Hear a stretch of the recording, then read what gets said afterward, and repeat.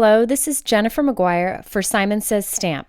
Today I wanted to show you how to add foiling to die cuts. This is a great technique and so many things that you can do with it. And I actually have 3 different ways of doing this technique, and I'm going to show you all 3 today in this video. Now, for all of the projects, I will be using ThermoWeb's Deco foil. However, there are many different types of foil out there right now that are great.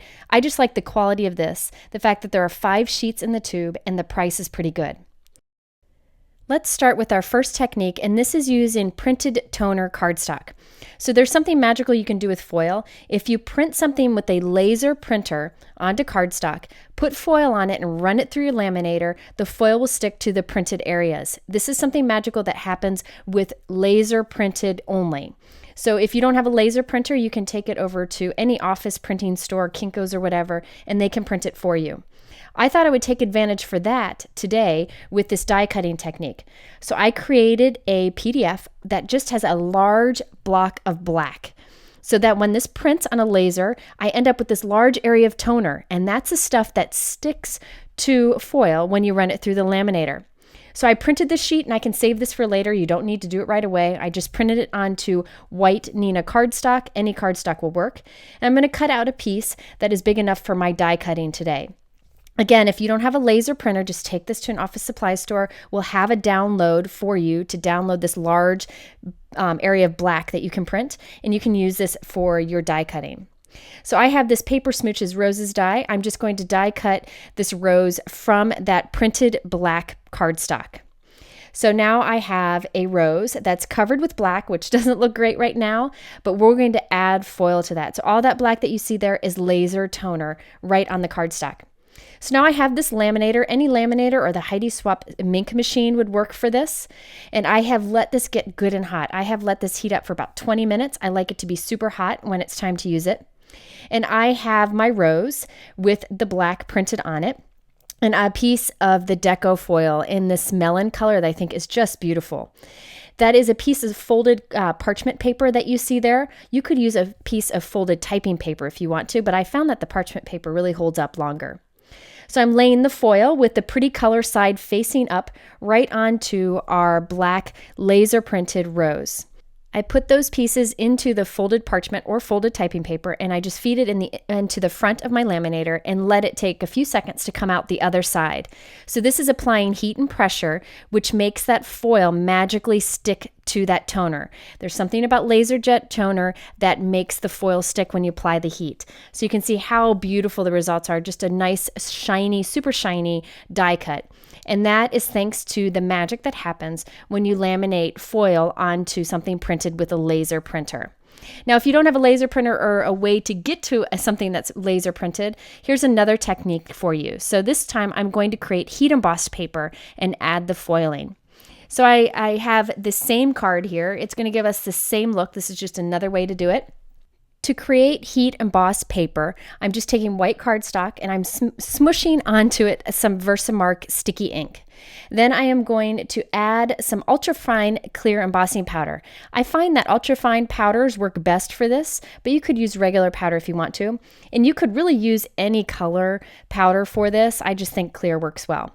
Now I'm going to go ahead and heat this so that I actually heat emboss all of that powder. So I have a large area of heat embossed paper.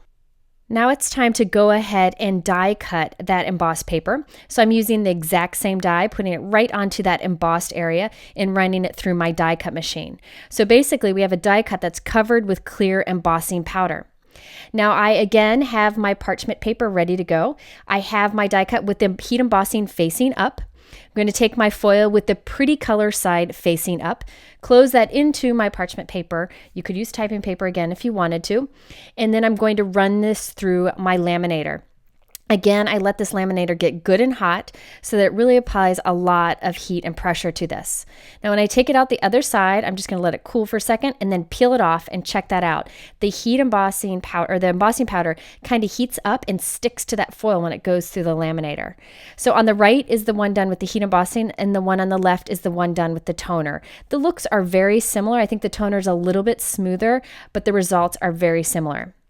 Now I actually have a third technique. Now this third technique allows you to actually do the die cut foil shape directly onto the paper. Those other die cuts we have to glue onto the paper. This actually takes that die cut shape and sticks it right to the paper for you. For this technique, I'm using a product from ThermalWeb called Hot Melt Adhesive Sheets. Now this allows you to actually put foil on fabric if you wanted to too. Now when I say adhesive sheet, it's not actually sticky to the touch. It will adhere once we heat this up. So I'm going to cut a piece of this hot melt adhesive sheet to be bigger than my die cut here. And let me show you what the surface of this adhesive sheet looks like. It's a little bumpy there, but that will smooth out when we heat it. And on the other side is some release paper. Now I have a piece of parchment paper here ready to go. I'll show you what we're going to do with that in a moment. And with this hot melt adhesive sheet, I have the release paper on the back, the adhesive side on the front. It's not sticky once again. And I'm going to lay parchment paper right onto that and then die cut this. The reason I put that parchment paper in between is this keeps that hot melt adhesive from kind of sticking in the die cut. It kind of gets stuck there when hard to take out, but that parchment paper in between keeps it from doing that. You could use typing paper if you want to also. Now I'm going to carefully take this out and you'll see that you get this clear die cut shape of that hot melt adhesive. So I'm just going to pop out all the pieces of release paper and all the parchment pieces that are there, and you'll see this very thin die cut. And it's not sticky, so it doesn't really stick to itself, but there we have our die cut shape, and we can add that to any project. So I have my white cardstock here that will be the front of my note card. You can see that shape. I'm going to stick it right on where I want it, lay it right where I want it on the white cardstock. And I'm going to lay the foil with the pretty side facing up right over it.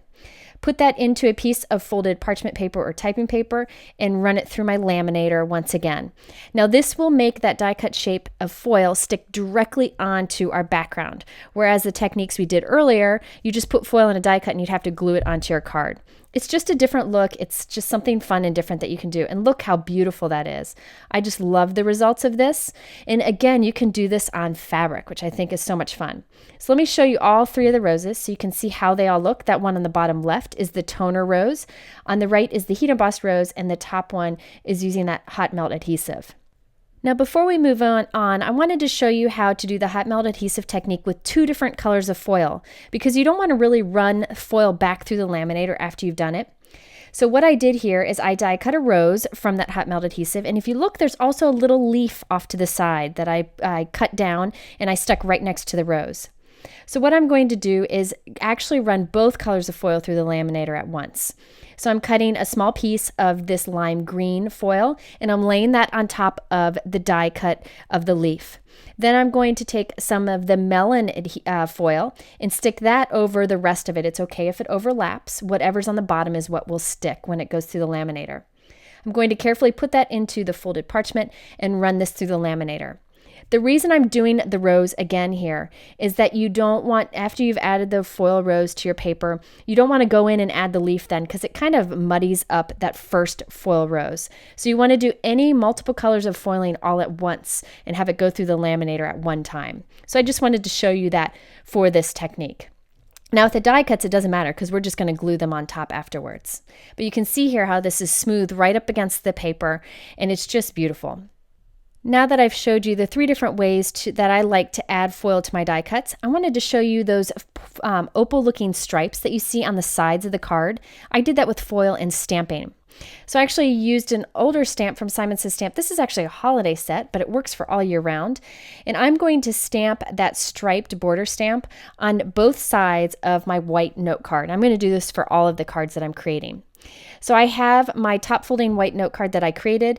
I'm going to stamp this border stamp on the two sides of this white note card along the two edges with Versamark ink. So you won't be able to see the ink, but that's okay. We're going to add some embossing powder to it in a moment. So I'm going to stamp both sides first. And now again, as I showed you before with the heat emboss technique that I showed you, I'm going to use a super fine clear embossing powder. This one happens to be from Wow. And I'm going to add that to both of the stamped borders. Again, you can try other embossing powders, but I really think a fine works best. And I'm going to go ahead and heat set this as if I were just doing some regular old heat embossing. So I'm heat setting both sides. So all I have is a clear embossed striped border image on both sides of my card. I am going to add strips of this opal deco foil. This is a deco foil just like the other foils I've showed you, but this has this opally look to it that is just beautiful, especially on dark cardstocks, but even on white. So I'm going to put the 2 strips over the heat embossed areas that I've done. I'm going to put this into a piece of folded parchment paper. You could use a folded typing paper once again, and I'm going to feed this through my laminator.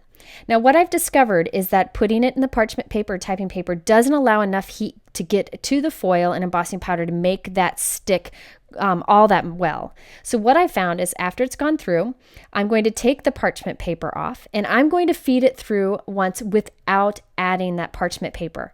The reason I did it first with the parchment paper is I didn't want those pieces of foil to get stuck in my laminator. So that first go through with the folded parchment paper allows the foil to stick just enough so that the second time that we run it through, the foil won't get stuck in my laminator. I've never had it get stuck in my laminator when I've done it, but I just wanted to show you this technique in case you were afraid it would. Then you peel off the foil and check out that gorgeous opaly shine that you get on the edge. I just think it's gorgeous for a nice tone-on-tone background. Now, I will say, if any powder got anywhere outside of those stamped images, foil is going to stick to it. And I didn't use my powder tool to prevent the static that causes that powder to stick where you don't want it. So I'm going to just use a craft knife to just scratch away any of the extra foil that is where I don't want it. It's very easy to scratch that away, and that will clean it up quite nicely. It's time to put our card together. I did create some green foil covered leaves that would look good with my little rose here. So I put some adhesive on the back of my rose and I'm adding those leaf die cuts to the back of that. And I'm cutting away any extra that will be seen through the rose. If you wanted to, you could glue these to white cardstock, but I kind of like that these die cut shapes were open. So once I have my leaves and my rose all assembled, we're going to just go ahead and glue that on to the white background piece. It's amazing how beautiful these die cuts are with that foil on it. If you don't have foil, you could use embossing powder, but the shine just isn't the same. Okay, so then I added a stamped greeting. This is a You're So Thoughtful stamped greeting from Simon Says Stamp. I'm just stamping it with black ink underneath it. I think when you have all this foil going on, you really don't need much else on the card. Now I wanted to add this with some dimension to that note card that we created. So I'm going to cut a piece of craft fun foam, which is just white foam, to be slightly smaller than our background piece. I'm putting adhesive on the back of our background piece, adding that foam piece to the back of that, and then I will glue this onto our card. And that foam will allow that entire piece to be popped up. You could use foam tape for this, but I found that with big pieces like this that you want to raise, they last through the mail better. They survive through the mail better if you use a solid piece of craft foam back there. Now to finish off these cards, very simple. I just added some Hero Arts medium and small pearls to it, and that's it. So there you can see the foil die cuts that we did with the toner paper and the embossed paper. And of course, the third technique of using the hot melt adhesive to put the die cut directly onto your card. I hope this video inspires to use foil with your die cutting. And if you're interested in these products, please visit simonsaysstamp.com. Thanks for watching.